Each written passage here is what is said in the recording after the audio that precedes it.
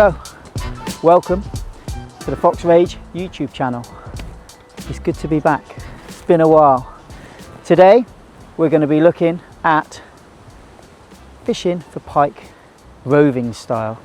Now, it went down to nearly freezing last night, about 1 or 2 degrees, and we're pike fishing. We could sit there all day, huddled up, sat there under the brolly, trying to keep warm, getting the gas stove going, eating bacon sandwiches. That does sound quite good. However, we're not going to do that. We're going to stay roving. We're going to get out there, cover some miles, look for some pike. We're going to talk about the rigs, the tackle, the bait, luggage, everything you need to know to get out there and go roving for pike. Let's go.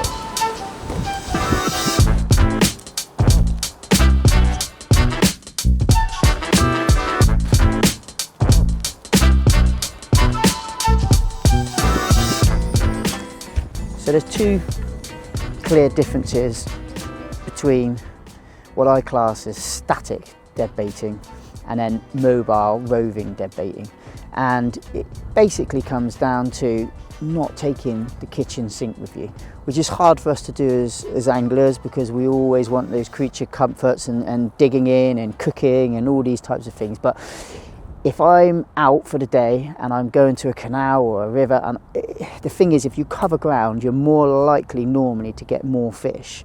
If you've got more stuff to pack away, more stuff to carry, it's just human nature that you're probably not going to want to pack everything up and move. So staying light is absolutely critical. Now, I've got this chair, my Ruck chair. A lot of research and development went into this one, and it is absolutely, it works a treat, because, okay, I've got a bench here. Very, very rarely does that happen when you're out fishing, that you have a bench next to your swim. So I've got the seat I'm sat on. It keeps your butt off the floor, keeps you nice and warm. It gives you a bit of height so I can look, keep seeing my floats. I've got a bag at the back which keeps all my dead bait in. I've got side pockets for the essentials, and I've got a huge compartment in the middle as well, so I can put everything else in there. My unhooking mat, I've got the travel one here, which is super light. It clips onto the back, it's got specialist clips for it, and the mat then folds out and it goes up huge, so it's absolutely perfect. So that goes on, rucksack on my back, mats on the back. I've got 2 rods there.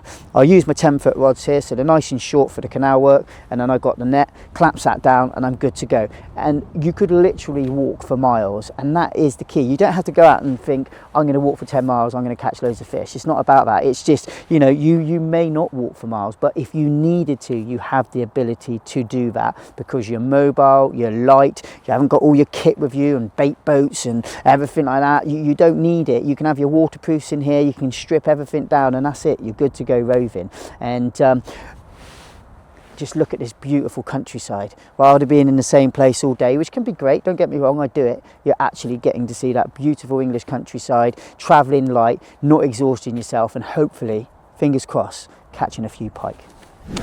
So a bit of hardware talk, and it varies. You could say you can use one rod for everything when it comes to piking, but that's not technically true. If I'm fishing the big reservoirs, I'll have the big 3 1/4 pound test curve rods, 12 foot long. I might be fishing at distance, might use a bait boat, might want to cast some heavy leads, etc, etc. Whereas when I'm on the canal and the rivers, I use the boat rods, which might sound odd because I'm not on a boat, but it's about the length of the rod is 10 foot. So even when you're walking along, when you're casting, when you're flicking it out, I mean, if you look how narrow the canal is, it's nothing. So I'm not doing any heavy casting. I'm quite often tucking in under the undergrowth. I don't want this hanging out all over the canal path. So you'll probably see how I have the rods pushed forwards with the bait runners on, and I'm sinking the braid underneath the water so I don't get the toe, etc. They work really well, and then it needs to be balanced. So I match that up with the 10,000 Pro. Absolutely fantastic. I still got very strong braid on though, because I still need to be able to bend those trebles out of any snags or anything which might be left in that canal. So I'm still using heavy strong braid, 10-foot rod, 3 pound test curve with a through action. So I still get a bend in it off a jack, but more than capable of bringing in big pike, 20 plus pound, no problem at all. And then guess what? There's a plus. because then when I go boat fishing on maybe Chew Valley Reservoir or somewhere like that, I just use these as well. So they really are quite a versatile rod. They're really, really good.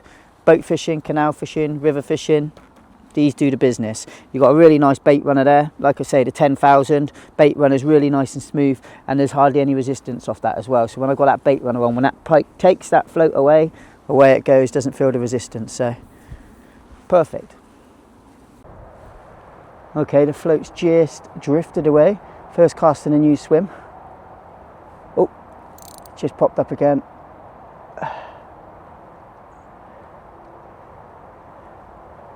Sometimes a little twitch is just enough to make them take it again if they've dropped the bait, which I'm thinking it has, as there's nothing else going on there. So just give it a little twitch.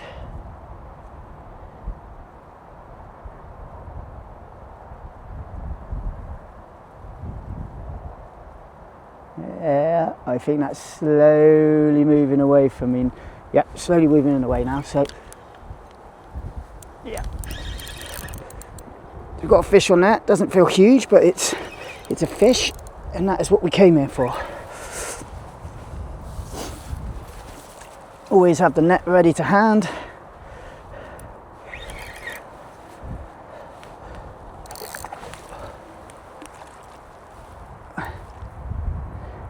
Yeah, it's just a little jack, but lovely to start the day with a fish. Perfect. Very pretty, very pretty. Oh, lovely.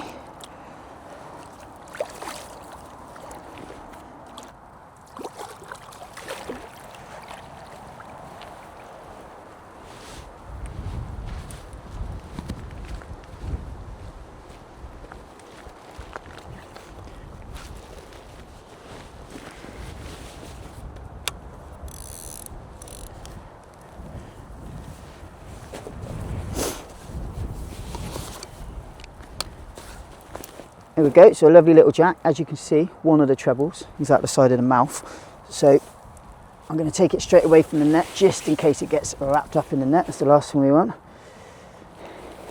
I could be fishing on my own today, so I'm always looking left just to keep an eye on my other float, just to make sure that that one doesn't disappear. So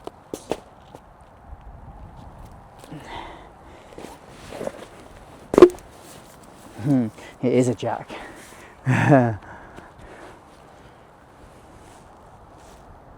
Pretty. That's your typical canal pike. Freezing cold today, but if you put the bait in the right place, it's usually good for a bite or two.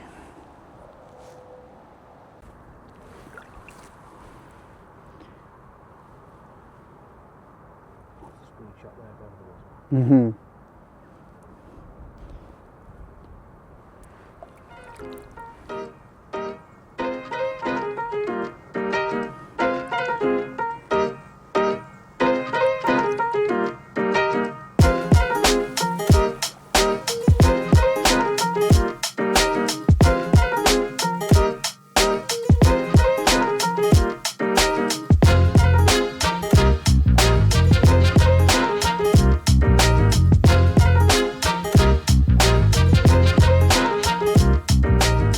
So, if you're going to go roving, you could just walk miles and miles aimlessly chucking out baits, and there's a chance you could catch as well. However, I think it's best if you look for features, like in most types of fishing, whether it's underwater, above water, there's usually some sort of features. Some are going to hold bait fish, which in turn hold the pike, and some just might be ambush points where the pike might just lie up waiting for something to go past. So bridge, absolute classic. There's nearly always a pike lurking underneath a bridge, and there's definitely perch underneath there as well. Whether they're there permanently or they move in and out, or they use the shadow of the bridge, the pike, so they hide in those shadows and then they can bolt out and hit the prey fish as they go across the light. Bridge is always a good one. Then I think as you go along, you're looking for bankside cover. you know, there's a lot of predation in the waterways, whether it's rivers or canals. So if you can find a place where you've got bankside vegetation, so you've got reeds, brambles hanging in can be especially good. Places where bait fish can bolt and cormorants can't get in and otters would struggle getting in. They are really, really good places. Now, it's not just the odd strand, you're looking really for a bank of it, so you could actually get a shoal of fish which can go in there. You know, there's reservoirs I can think of where the bait fish will literally spend nearly the entire day inside those reed beds, great big reed beds which go back, you know, many meters. They'll stay in there, and then what happens then is right on dusk they'll come out and they'll feed all through the night, and they'll feed everywhere. And if you watch first light, watch the sun come up, you can see those cormorants hunting along that reed line just as they're catching the tail end of those stragglers going back in. Now the pike, they're not stupid, so what they do is they sit back, usually on a marginal shelf. They don't just sit guarding the reed beds. Usually as it goes away into a bit of deeper water, they're usually on that shelf. So that can be a fantastic location on a lot of venues to be able to put your baits along. As the sun comes up, quite often you'll get a clip out or the float will sail away and you're into a pike. And with canal fishing, we've looked at the bridges, you've looked at the reed beds. There can be depth changes as well. So there's a really good thing which I use is if you look on Google Earth, nearly always it's in the summertime, okay? So when you look in the summertime, you'll see stretches of canal when you zoom in, and rivers, and you can see all the lily beds. And then you can see that sometimes for hundreds of meters, sometimes miles. And then you'll go to a bit where there's no lilies, none at all. It's deeper. The lilies just aren't growing up through where it's deeper. So that can be a great spot in the winter. Silverfish tend to go to the deeper areas. It's, you know, they tend to go to a deeper area where it first starts, because then they can hang out in that deeper water. And then as the sun warms up that shallower water, which they're right next to, and they've got all the rotting lily beds and everything like that, which are decaying, and there's natural food for the roach and the rudd and things like that. They come out of their deeper water, and then they go and they're in their little sunny spot, and then they drop back down again. Again, that's a perfect place to be positioning your baits, is right on the edge of the slope and then just down into that deeper water as well. You do get that on canals, 100%. When we got here this morning, we've been to several places today. I got out, it was first light this morning, and I looked down and it was 2.5 foot gin clear tap water. You could see every leaf on the bottom under the head torch, and I just thought, we've had a freezing cold frost last night, that's a big ask. So we got on Google Maps, had a look around, we came up to this area, and it was nearly 2.5 times the depth. It was a good depth, it had a bit of colour to it, you flick it out there and straight away you've got a bit more confidence as well, because you're fishing in that deeper water and you've got a better chance of picking up a fish, because it's more likely where those bait fish are going to be hanging out during these winter months. Another great place to have a look for information, just what I'm doing today, is YouTube. Okay, so if you're going to come down to a venue, and it could be a river, lake, canal, there's nearly always footage on YouTube. Someone somewhere has been filming, fishing, something like that. It might be recent, it might be years ago, but if you start watching that, it's a great thing to do of an evening before you go to bed or something like that, you know, just doing a little bit of homework, a bit of reconnaissance. So you're just having a little look around, and that kind of is part of the whole process. So, you know, it's quite exciting as you're getting ready and you're getting planning for your trip. You can just literally do the reconnaissance, tying your rigs, getting your tackle sorted out, getting your bait sorted, making sure everything's good. And it's like the whole jigsaw puzzle where you're about to go fishing for the day, and you're just trying to give yourself a few percentages towards you by doing a bit of homework. Oh look, they fished that section there, I saw them catch this, etc, etc. It's always a good one.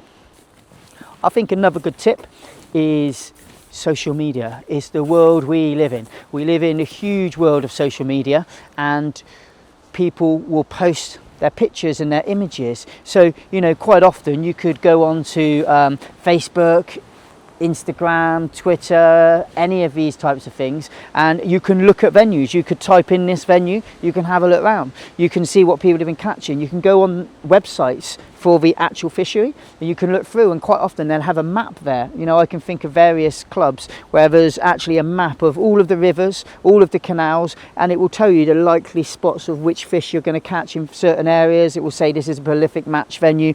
This particular stretch we've come on now, as we walked up here, you could see that it was pegged out for matches, and they were quite fresh and recent, the numbers.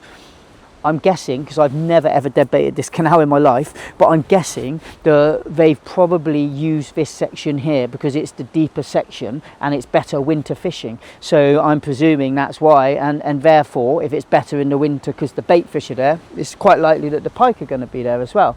So there's that observation you can use as well to just give you a few more percentages.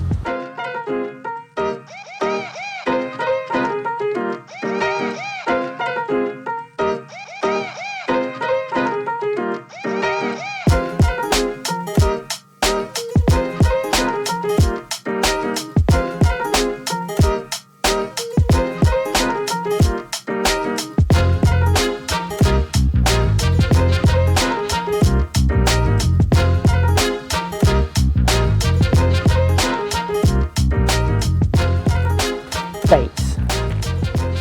If you go bait fishing, you're going to need bait, and that's a fact.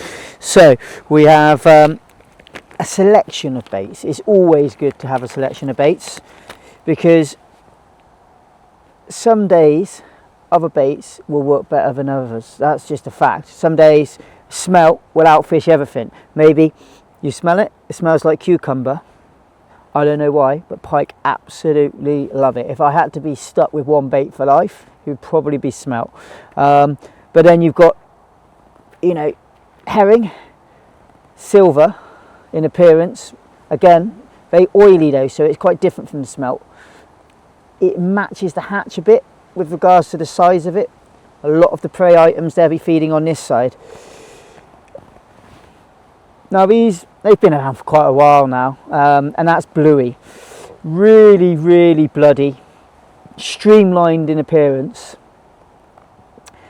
I've caught loads of fish on these. These are the mini ones. You get the bigger ones, which I would do in half. Quite often I pop the bigger ones up as well. But again, it's a different looking bait. Super bloody, super oily.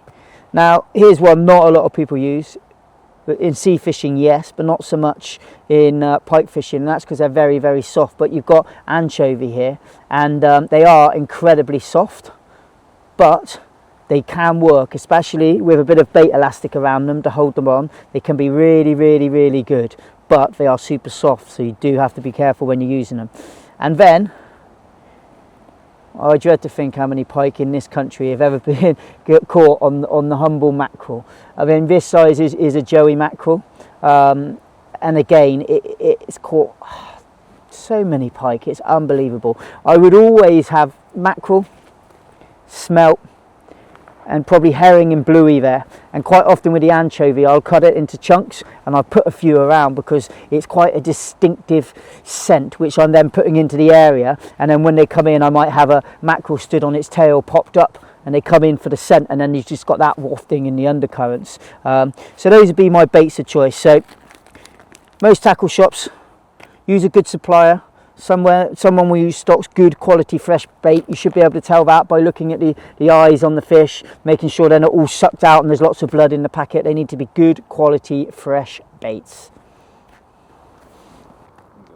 So let's look at hooking a bait. I can show you two different ways because I'm also going to try another little method in a minute as well. So I've got my smelt, got my trace. So I will hook through the base of the tail there, nick it in, and I'll hook this one just in the side there, turning it around there.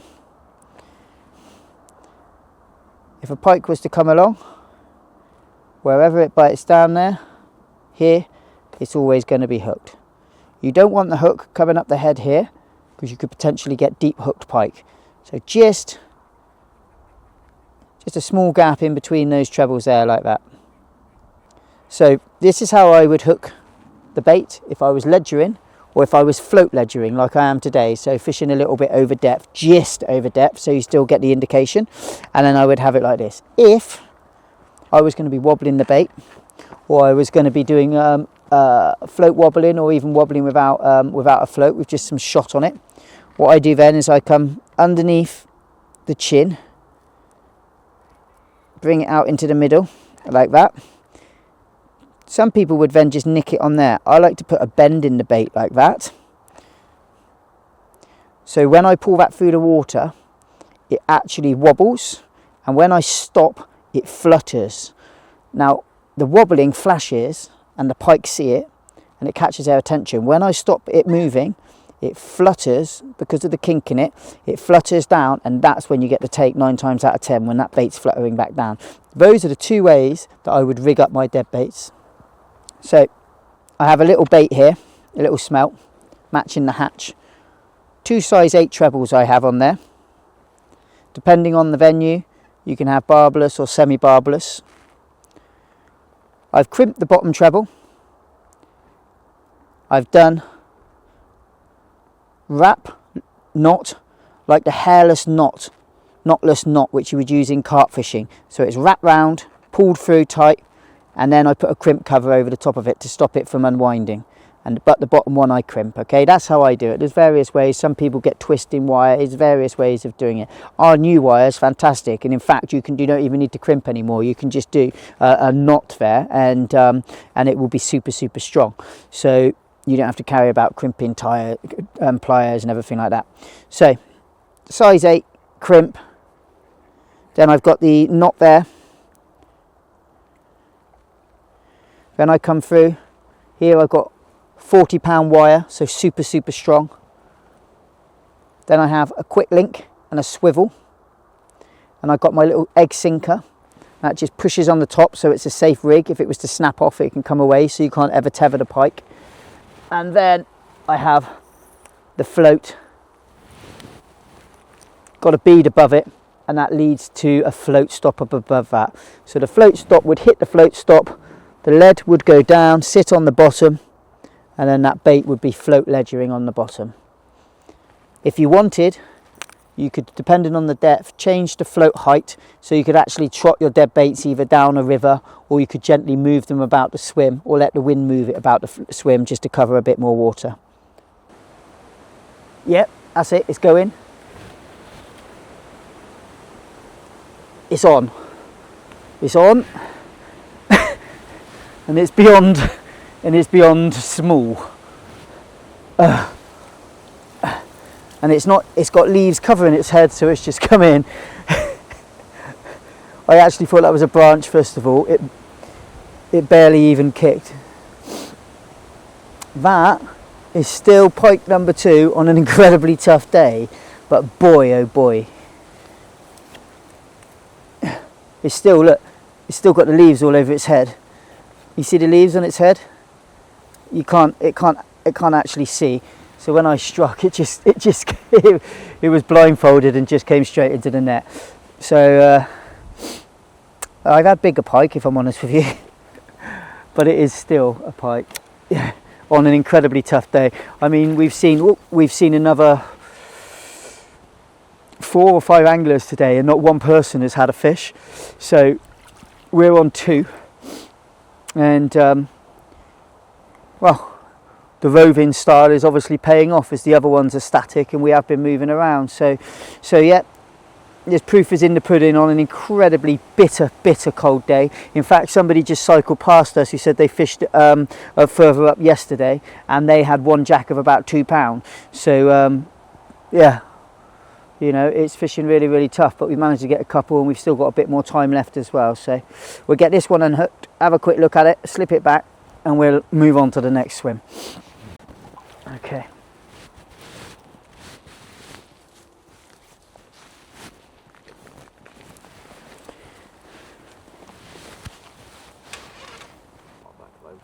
No, I think it is actually, oh no, he's out.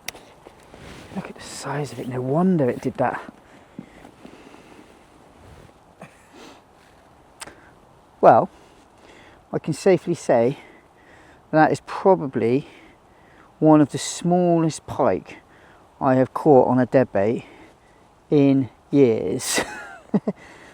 I'll catch them on lures like that, especially when I'm perch fishing, but yeah, on a deadbait, I mean, they like the Devon baits.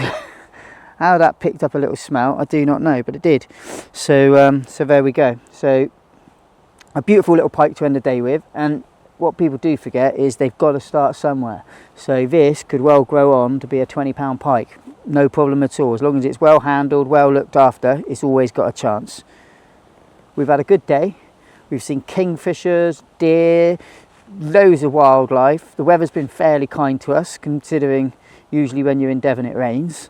So yeah, we've had a good day. We've had a couple of bites, couple of fish, met some other anglers. It's been good. And I'm sure, with what I absolutely know 110%, if you get better weather conditions, not when there's been a sudden cold snap, when there's been a steady prolonged cold snap is fine, or when you come into a slightly warmer phase, those fish will be feeding. You know, there's been not a single silverfish today topping. When those fish come on the feed again, that roving tactic is deadly. So, conclusion for the trip. It's been good. We've had fun. We've gone through all those tactics. So we've looked at locations. We've looked at the hardware that you'd need with regards to the rods, the reels. The luggage is super important as well, so it enables you to be mobile. Having a seat, that ruck chair, I wasn't so sure about it until I tried it. And it does look a bit bulky, a bit like a tortoise. However, it is fantastic because you've got a really nice warm raised seat, and I'd use that for barbel fishing, all types of fishing. It's really, really good. You've got all those different pockets, loads of room inside. You've got the mud feet on it so you can adjust them up and down, so it's super stable. That's fantastic. These fleeces, I did see yesterday Mick Brown had an upper 20 wearing the same fleece as well, so they're obviously lucky fleeces. These are just out and they are super, super warm. Matt's been fantastic. The net's been out for a while, which is great. The tackle is all there to enable a good day's fishing, keeping yourself warm, keeping yourself mobile, and catching plenty of fish. So to see more content, like, subscribe, follow the Fox Rage on Facebook, YouTube, Instagram, and you'll see lots more videos coming up for all those different predatory species. See you soon.